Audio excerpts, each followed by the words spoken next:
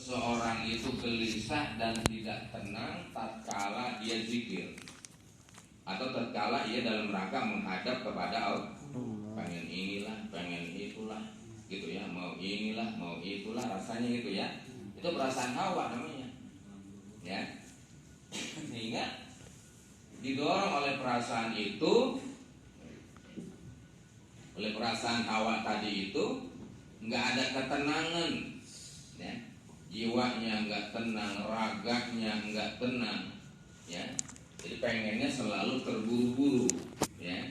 Padahal mau ngapain, nggak ngapa-ngapain padahal, gitu ya. Didorong tuh sama yang begitu, ya. Ya, kegelisahan itu hawa namanya, ya. Nah, bagi orang yang sudah melebur hawanya, melebur hawa nafsunya itu, ya, dia memiliki ketenangan jiwanya, ketenangan raganya, ya, merupakan gambaran dari rohaniat dia yang tenang, ya. Nah, itu adalah tanda, ya, orang yang sudah tidak mengikuti atau yang sudah meredam, ya, perasaan alias hawanya tadi itu disebutnya, ya, hawa nafsu disebutnya, ya. Nah, kita walaupun kita belum bisa sholat, ya, yang dipandang oleh Allah Subhanahu wa Ta'ala itu ada 3 di dalam sholat. Yang pertama dipandang oleh Allah adalah bacaannya, ya, bagaimana dia bacanya, apa yang dibacanya. Kemudian dipandang oleh Allah Subhanahu wa Ta'ala gerakannya, ya, gerakan sholat. Di dalam setiap gerakan sholat itu ada jeda, ya, ada bagian jedanya tuh, seperti waladdallin, berhenti sejenak baru amin, gitu. Itu di dalam setiap sholat ya bacaan, ya, baik sholat fardu maupun sholat sunnah, nggak langsung diwasol, ya, ada jedanya. Di waladdallin, makanya kalau ulama-ulama kita banyak tuh ditambahkan Rabbighfirli setelah waladdallin, ya, Rabbighfirli baru amin, baik sendiri ataupun memang berjamaah. Ada jedanya, ya. Kemudian nggak langsung disambung dengan surah, ya, amin, berhenti sejenak, dibaca baru Bismillahirrahmanirrahim, baru dibaca surah itu, ya. Kenapa begitu? Tadi orang yang semacam itu dipandang adalah bagian bacaannya di dalam sholat oleh Allah Subhanahu wa Ta'ala. Ada aturan-aturan tertentu, ya. Jadi setiap ruasnya itu ada jeda sebentar, ada berhenti sebentar, ya. Sami Allahu liman hamidah Rabbana lakal hamd, dan seterusnya. Itu, ya. Sami Allahu liman hamidah Rabbana lakal hamd. Nah, ya. Jadi enggak jeda, enggak ada ruasnya jadinya kalau begitu, ya. Itu. Nah, tadi. Yang ketiga apa? Ya. Yang ketiga dipandang oleh Allah Subhanahu wa Ta'ala adalah hatinya, ya, yaitu niat, ya, di dalam hatinya tadi itu, dan kemudian dilihat oleh Allah Subhanahu wa Ta'ala ruhaninya alias qalbunya alias hatinya tadi itu, ya, kemana arahnya, ya, kemana tujuannya. Nah, ini yang terkadang kita mendapatkan kesulitan di dalam hal itu, ya. Banyak orang yang alhamdulillah bacaannya bagus, ya, gerakan sholatnya juga bagus, ya. Cuma kebanyakan kita itu, ya, memelihara hati itu, ya. Memelihara hati tentunya harus, ya, hati itu harus ditadi tuh, ya. Karena di dalamnya ada hawa nafsu, ada tabiat buruk, ada selalu syaitonia, ya, yang selalu mengganggu ke dalam hati kita. Itu yang harus dilebur, ya. Unsur-unsur itu harus dilebur di dalam jiwa kita tuh. Dengan apa? Nanti itu dengan zikir, membaca Al-Quran, ya, dengan puasa, dengan tasbih, dengan tahmid, istighfar, baca sholawat Nabi, ya itu tuh bacaan-bacaan, dan maka kita mengukurnya tuh biasakan terus, ya. Nah, insya Allah tuh, ya. Nah ini dipandang oleh Allah tuh. Kemudian kalau sholat berjamaah ditambah oleh Allah, apa yang dipandangnya? Dipandangnya softnya, barisannya, ya, safnya dilihat oleh Allah Subhanahu Wa Taala. Ya, kalau barisannya bagus, ya, walaupun yang tadi ini bacanya berantakan, gerakannya berantakan, hatinya kemana aja, ya, itu gak dilihat oleh Allah. Oh, barisannya bagus, masuk masih, ya, itu masuk di dalam masuk di dalam bagian. Bagaimana barisan? Kalau, ya, barisan itu orang-orang yang lebih tua dari di dalam tua ilmunya ataupun tua pengalamannya ataupun tua usianya, dia berada di belakang imam. Itu mestinya, ya. Bukan kalau kita nih bocah ngaji, bocah di belakang imam. Nah, yang gede-gede ada ini di belakang. Kenapa? Kalau dia itu membimbing, ngarahkan, ya, bocah jangan sampai pada bercanda lagi sholat, ya, jangan sampai pada nggak baik, itu diperhatiin kalau gitu. Padahal yang bagusnya kalau sholat itu orang-orang yang dewasa itu berada di belakang imam dan ada di bagian sebelah kanan, adanya dari sebelah kanan terus ke sebelah kiri, itu mestinya, ya. Ini Pak kadang-kadang belakang harus sebelah kiri, soalnya mesti punya bocah kecil. Orang-orang fasik ada di belakang imam, ya, gitu imam batal agak ngerti tuh orang fasik, ya, ngapa imam keluar, gitu ikut keluar aja jadinya. Ya, tujuannya begitu, ya, dirapi. Ini perasaan tadi tuh hawa madamalau hawa selagi si muridin, ya, masih belum mampu meredam hawanya, maka bacaannya itu la ilaha illallah, ya, bukan suara luar yang dikeluarkan, ya, tapi suara dalam dari dalam hati yang dikeluarkannya itu. Sehingga kalau yang dikeluarkan ada suara dalam, itu timbul suatu gema, ya. Kalau yang dikeluarkan ada suara luar, cempreng jadinya. Kagak ada ehonya, jadi cempreng, ya, jadi ngagok-ngagokin orang yang lagi pada zikir. Jadi kagok tuh orang yang zikir, ya, yang lagi zikir membaca sesuai dengan aturan yang sudah disusun oleh ulama, ya, la ilaha illallah, la ilaha illallah, kan itu suara dalamnya. Kemudian ada diantaranya menggunakan suara luar, ya, la ilaha illallah, la ilaha illallah, cemprengnya enggak mengikuti irama, itu dia mengganggu, ya, mengganggu kekhusyuan, ya, majlis zikir. Jadi ikuti, dikeluarkan dari dalam, ya, dari dalam hati itu. Nah, itu senantiasa begitu kalau murid banyakin tuh, ya, la ilaha illallah seterusnya, ya. Faiza faniyat hawa itu apabila hawanya sudah tiada, hawanya sudah diredam, karena maka ada zikrul jalalati, menyebut nama Allah, anfa'alahu, itu lebih manfaat buat si murid. Tuh, ya. Jadi kalau sudah mantap, hawanya sudah tidak ada, sudah mantap dengan bacaan la ilaha illallah, ya. Nanti yang ada di dalam qalbu dia bacaan cuma Allah, Allah, ya Allah, ya Allah, ya. Zikrul jalan, ya Rahman, ya Rahim, ya Qudus, ya Malik, dan seterusnya, gitu, ya. Kalau sudah hawanya itu sudah hilang, ya, itu lebih manfaat bagi si murid, ya. Ismul Jalalah, nama Allah, walaupun la ilaha illallahnya itu masih di bawah. Maka susunan tahlil kita itu kan begitu, ya, istighfar, baca sholawat Nabi, kemudian baca zikir, ya, diselingi lagi oleh sholawat Nabi, baca ya Allah tuh, ya, ya Latif di antara asmaul husna, hasbunallah, baca tasbih, ya, kemudian baca sholawat lagi.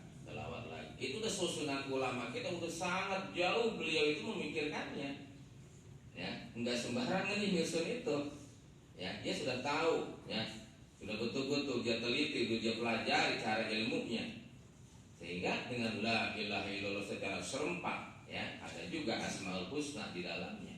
Apa tadi? Karena dzikrul jalalah anfa'alahu, ya, menyebut nama Allah itu lebih manfaat, lebih baik, lebih hebat, lebih bagus lahu bagi si murid.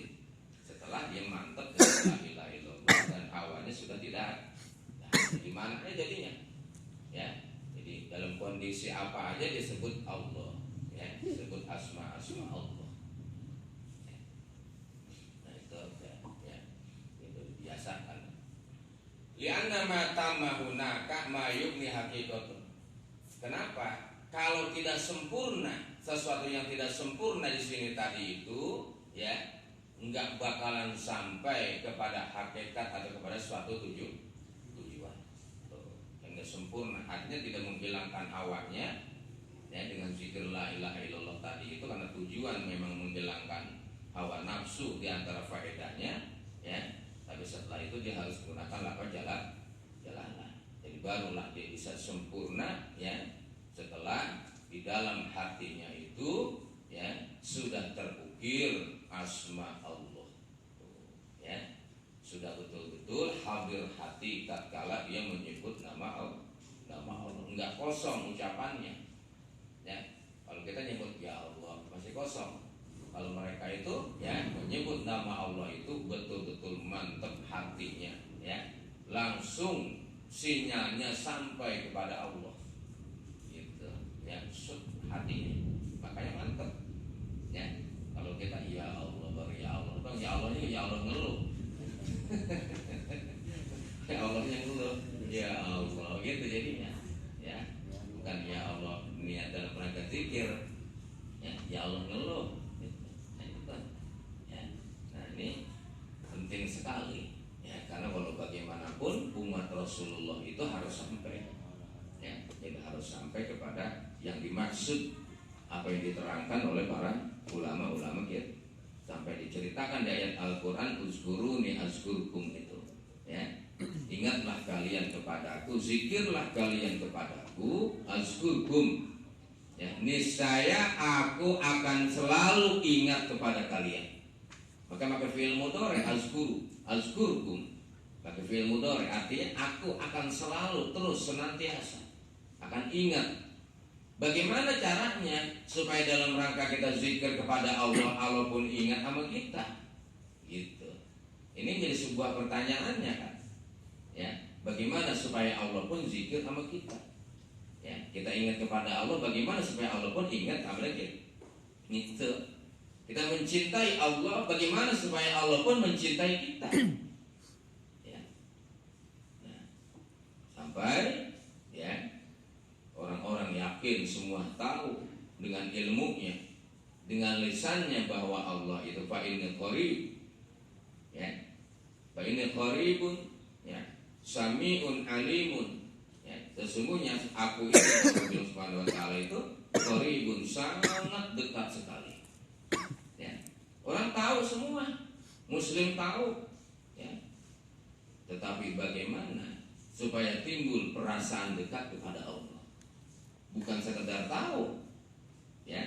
Orang tahu Allah Maha dekat, tapi enggak merasa dekat sama Allah. Ya, hatinya jauh dari Allah. Kenapa begitu? Karena penyebabnya banyak. Pertama, dia tidak menelusuri ilmunya. Yang kedua, dia berteman kepada orang-orang yang bukan dekat sama Allah, ya. Temannya itu ibaratnya kuburan, ya, ibaratnya bangkai. Kenapa disebut bangkai, disebut kuburan? Seperti orang yang sudah mati. Hanya orang yang selalu zikir kepada Allah adalah orang yang hidup hatinya. Dan orang yang mati adalah orang yang tidak lupa atau gofil terhadap Allah, karena temannya orang gofilin semua, ya, orang-orang yang lupa, yang lalai kepada Allah, makanya begitu terpengaruh, ya. Karena insting manusia, apa yang dia lihat dan apa yang dia dengar itu mempengaruhi secara umum, kecuali orang-orang tertentu.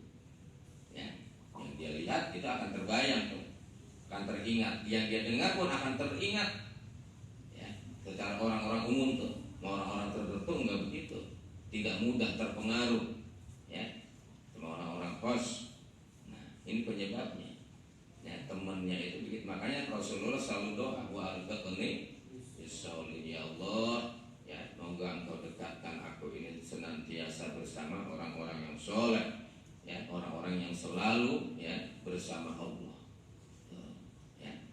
Para orang-orang yang zikir, orang yang senantiasa bertasbih, ya senantiasa bertahmid, bertahlil, adalah orang yang senantiasa mendapatkan pertolongan dari Allah. Dalam surah apa itu? Nabi Allah Yunus alaihissalam, ya. Allah Subhanahu wa taala firmankan dalam Al-Qur'anul Karim, "Falaula annahu minal musabbihin." Ya. Lala bisa bi batnihi ila yaumi yub'atsun. Kalau salah ayatnya wallahu a'lam. Kalau saja Nabi Allah Yunus itu bukan ahli tasbih, tuh, ya. Bukan orang yang senantiasa berzikir kepada Allah, tentu akan aku biarkan dia di dalam perut ikan itu sampai hari kiamat. Artinya mati.